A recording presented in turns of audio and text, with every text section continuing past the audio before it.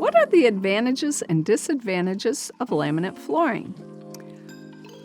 Laminate has a lot of great pros to it. First of all, it's very easy to install. It is easy to maintain. It is very resistant to scratches, so it's great with pets and kids in an active household. Nowadays, they have moisture warranties on them, so it can hold up to those little spills or the dog slobbering at the water dish or the ice cube that falls out. Really, it doesn't have a lot of cons to it or disadvantages.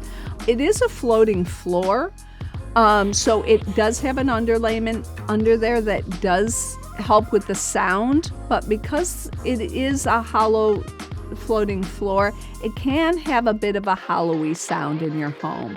And really, the only time you really notice it is maybe with pets' toenails or something like that. But other than that, there really aren't a lot of cons to laminate flooring. So it's a great choice for an active household. We have so many choices here in our showroom that we can show you. So many options and colors and styles and widths and lengths to choose from. You'll be so happy that you came in and saw our huge selection of laminate flooring.